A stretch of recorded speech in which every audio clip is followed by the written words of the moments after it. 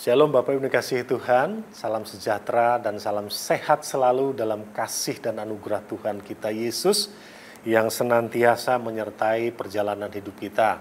Dia senantiasa menjaga hidup kita dari hari ke hari. Sepanjang tahun 2021 Tuhan telah menjaga hidup kita, telah menjaga keluarga kita, dan Tuhan yang sama pula yang akan menjaga kita di sepanjang tahun 2022 ini. Mungkin ada di antara Bapak Ibu yang berkata demikian, walah baru awal bulan, baru awal tahun baru bulan Januari saya sudah mengalami masalah. Ini saya sudah menghadapi tantangan. Gimana toh ini? Mungkin ada di antara Bapak Ibu yang berkata demikian. Atau mungkin ada juga Bapak Ibu yang berkata, lah ini sudah memasuki tahun 2022. Kok hidup saya begini-begini saja? Tahun 2021 saya sakit. Tahun 2022 ini juga saya sakit. Mungkin dengan pertanyaan-pertanyaan seperti itu, sadar atau tidak sadar, Bapak Ibu sesungguhnya sedang mempertanyakan apakah Tuhan menyertai saya? Apakah Tuhan benar-benar menjaga saya? Karena buktinya baru di awal tahun, saya sudah harus berhadapan dengan masalah yang sedemikian rupa. Bapak Ibu yang dikasihi Tuhan, saya ingin mengajak Bapak Ibu untuk membaca atau paling tidak mengingatkan kita kembali tentang kebenaran firman Tuhan yang terdapat dalam Mazmur 121. Mazmur 121 ayat yang ketiga saya akan bacakan bagi kita semua. Demikian bunyi firman Tuhan. Ia atau Tuhan takkan membiarkan kakimu goyah, penjagamu tidak akan terlelap. Sekali lagi, Ia takkan membiarkan kakimu goyah, penjagamu tidak akan terlelap. Ayat ini merupakan jaminan bagi kita bahwa Tuhan yang adalah penjaga kita tidak pernah terlelap. Dan bahkan dalam bagian A dikatakan tadi, Ia tidak akan membiarkan kaki kita goyah. Ia tidak akan membiarkan pendirian kita goyah. Karena apa? Dia yang adalah penjaga kita. Bukan hanya bertindak sebagai penjaga, bukan hanya bertindak menjagai kita, tetapi dia juga memberikan kekuatan kepada kita di saat kita lemah, di saat kita mulai berputus asa, di saat kita merasa bahwa kita sepertinya kehilangan arah. Dia bertindak sebagai pribadi yang akan memberikan kekuatan kepada kita, yang akan memberikan kemampuan kepada kita. Jadi di samping Tuhan menjaga kita, Dia juga memberikan kemampuan kepada kita. Bukankah firman Tuhan juga katakan bahwa segala perkara dapat kutanggung di dalam Dia yang memberikan kekuatan kepadaku. Tuhan yang sama yang memberikan kekuatan kepada Paulus juga adalah Tuhan yang sama yang akan memberikan kekuatan bagi Bapak Ibu yang saat-saat ini sedang mengalami masalah. Apapun itu masalahnya. Dia bukan hanya bertindak sebagai penjaga, tetapi dia juga bertindak sebagai pribadi yang memberikan kekuatan, yang memberikan kemampuan kepada kita. Firman Tuhan juga katakan, pencobaan-pencobaan yang kamu alami atau pencobaan-pencobaan yang kita alami itu tidak akan melebihi kekuatan kita. Dan bahkan Tuhan akan memberikan jalan keluar kepada kita. Jalan keluar yang dimaksud artinya kita bisa melewati masalah tersebut, itu juga merupakan jawaban, itu juga merupakan jalan keluar yang Tuhan berikan kepada kita. Karena ada banyak orang yang ketika menghadapi masalah, mereka putus asa, mereka mengambil jalan pintas. Tetapi kita orang yang percaya, Tuhan menjamin ketika kita diizinkan masuk dalam pencobaan, pencobaan itu tidak akan melebihi kekuatan kita. Pencobaan itu tidak akan melebihi kemampuan kita. Tuhan tidak akan menaruh beban untuk kita pikul melebihi kemampuan kita untuk memikulnya. Dan bahkan Tuhan menjamin bahwa Dia akan memberikan jalan keluar kepada kita. Salah satu jalan keluar yang dimaksud adalah kita mampu menghadapi, melewati tantangan tersebut, melewati cobaan tersebut, melewati ujian tersebut. Nah, kita kembali ke Mazmur pasal yang ke-121, dikatakan, Ia tak akan membiarkan kakimu goyah, penjagamu tidak akan terlelap. Penjaga kita tidak pernah terlelap. Yang artinya selama 24 jam kita hidup, penjaga kita tidak pernah terlelap. Dia senantiasa beserta kita. Dia adalah Immanuel. Dia selalu ada bersama dengan kita dalam keadaan apapun. Nah, kalau kita belajar atau kalau kita membaca kitab Mazmur, kita akan menemukan ada banyak kelompok orang yang dijaga oleh Tuhan. Tetapi pagi hari ini saya akan sampaikan 3 kelompok saja dari sekian banyak. Kelompok yang pertama yang akan dijaga oleh Tuhan adalah orang yang setiawan atau orang yang setia. Kita akan baca dalam Mazmur pasal yang ke-32, Mazmur 31 maksud saya. Mazmur 31 ayat yang ke-24. Demikian bunyi firman Tuhan. Kasihilah Tuhan, hai semua orang yang dikasihinya. Tuhan menjaga orang-orang yang setiawan. Sampai di situ. Sekali lagi, kasihilah Tuhan, hai semua orang yang dikasihinya. Kita semua dikasihi oleh Tuhan. Dan Tuhan mau kita juga mengasihi Dia.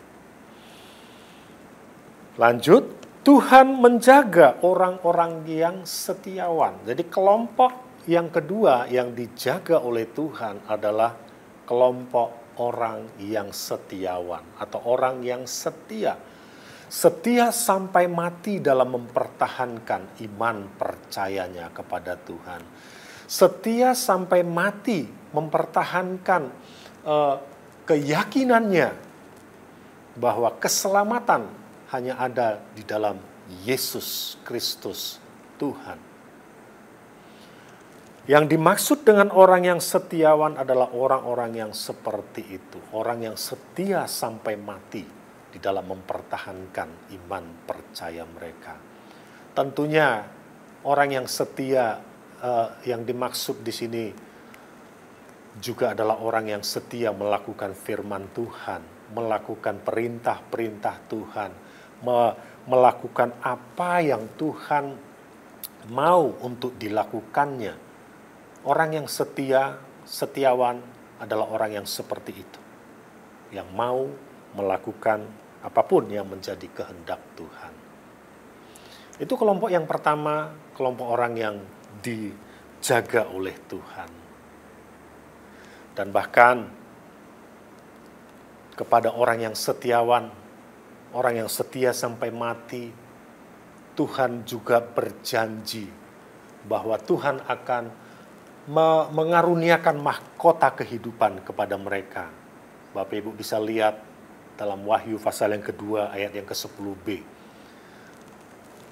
Tuhan katakan, hendaklah engkau setia sampai mati, dan aku, kata Tuhan, akan mengaruniakan mahkota kehidupan. Mengaruniakan kepadamu atau kepada orang yang setiawan mahkota kehidupan. Itu kelompok yang pertama, kelompok yang pertama yang akan dijaga oleh Tuhan.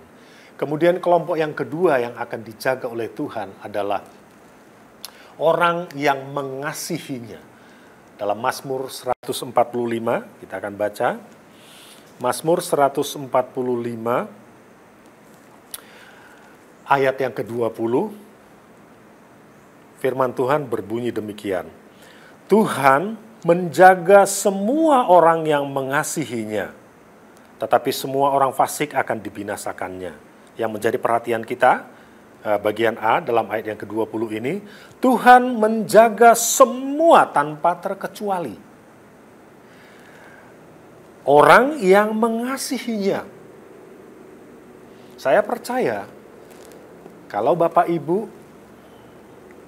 adalah orang yang mengasihi Tuhan, maka Bapak Ibu juga adalah orang yang dijaga, yang akan dijaga oleh Tuhan. Orang yang mengasihi Tuhan tentunya adalah orang yang mengasihi pribadinya lebih dari apapun yang dia kasihi yang ada di dalam dunia ini. Orang yang mengasihi Tuhan itu akan menempatkan Tuhan sebagai pribadi yang dia kasihi melebihi apapun yang dia kasihi di dalam dunia ini. Dan bahkan orang yang mengasihi Tuhan akan mengasihi Tuhan lebih daripada semua orang yang mengasihi Dia. Itulah kriteria orang yang mengasihi Tuhan. Dan orang yang mengasihi Tuhan dikatakan semua orang yang mengasihi Tuhan akan dijaga oleh Tuhan. Wah, luar biasa. Saya rindu terus dijaga oleh Tuhan. Saya percaya Bapak Ibu juga rindu dijaga oleh Tuhan. Mari kita mengasihi Tuhan. Kalau kasih kita di tahun 2021 kepada Tuhan mungkin mulai pudar, di tahun 2022 ini, kasih kita kepada Dia semakin kuat. Kasih kita kepada Dia semakin kuat. Orang yang mengasihi Tuhan adalah orang yang takut melanggar perintah Tuhan. Orang yang mengasihi Tuhan itu juga adalah orang yang senantiasa rindu hidup berkenan kepada Tuhan yang dia kasihi. Orang yang mengasihi Tuhan itu juga adalah orang yang tentunya takut untuk hidup dalam dosa. Karena orang yang mengasihi Tuhan tahu atau sadar betul bahwa Tuhan yang dia kasihi adalah pribadi yang benci dosa. Dosa dalam bentuk apapun, Tuhan tidak suka.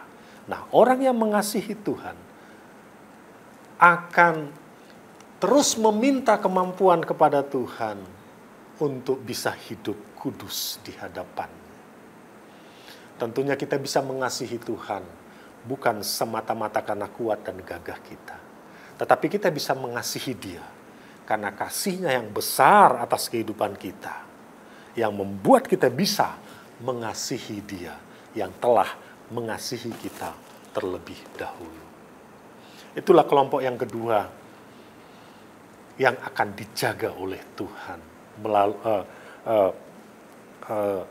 berdasarkan apa yang dikatakan dalam kitab Mazmur. Kemudian kelompok yang ketiga dalam Mazmur pasal yang ke-32 ayat yang ke-7. Mazmur pasal yang ke-32 ayat yang ke-7. Saya akan bacakan bagi kita semua. Demikian bunyi firman Tuhan. Engkaulah atau Tuhan, Engkaulah persembunyian bagiku, terhadap kesesakan Engkau menjaga aku. Engkau mengelilingi aku. Kata mengelilingi ini artinya dalam keadaan apapun, dimanapun, Tuhan selalu ada bersama dengan dia. Engkau mengelilingi aku sehingga aku luput dan bersorak. Kelompok yang ketiga atau kelompok yang terakhir yang akan dijaga oleh Tuhan adalah kelompok orang yang menjadikan Dia atau yang menjadikan Tuhan sebagai tempat perlindungan, sebagai tempat pengungsian. Ketika kita menghadapi masalah, ketika kita menghadapi tantangan dalam kehidupan kita, seperti yang saya gambarkan di awal tadi, baru atau masih berada di bulan Januari, saya sudah berhadapan dengan masalah yang sedemikian rupa. Nah, kalau kita menjadikan Tuhan sebagai tempat perlindungan ketika kita mengalami kesesakan, maka kita akan dijaga Tuhan. Dan bahkan dalam Mazmur 121 tadi dikatakan, tidak akan membiarkan kaki kita goyah. Tidak akan membiarkan kita, Tuhan tidak akan membiarkan pendirian kita menjadi goyah. Tuhan tidak akan membiarkan pendirian kita di dalam Tuhan itu menjadi goyah, karena Dia senantiasa menjagai hidup kita. Saya percaya Bapak Ibu rindu mengalami penjagaan Tuhan dari waktu ke waktu. Saya pribadi juga rindu mengalami penjagaan Tuhan yang luar biasa. Nah, oleh sebab itu mari kita sama-sama berkomitmen untuk menjadi pribadi yang setia, didapati oleh Tuhan, menjadi pribadi yang didapati Tuhan sebagai pribadi yang setia di hadapannya. Kemudian yang kedua, Tuhan mendapati kita sebagai orang yang mengasihi Dia lebih dari apapun yang kita kasihi di dalam dunia ini. Dan yang ketiga, kita mau menjadikan Dia tempat perlindungan dalam kehidupan kita, tempat pengungsian dalam kehidupan kita. Dan ketika kita menjadikan Dia tempat perlindungan dan tempat pengungsian dalam kehidupan kita, maka Dia akan menjagai kita. Dia akan mengelilingi kita dengan pertolongannya. Dia akan mengelilingi kita dengan perlindungannya. Kiranya renungan ini menjadi berkat bagi kita semua dan menjadi pedoman dalam perjalanan hidup kita, dalam melanjutkan perjalanan hidup kita di sepanjang tahun 2022 ini. Tuhan Yesus memberkati kita semua. Amin.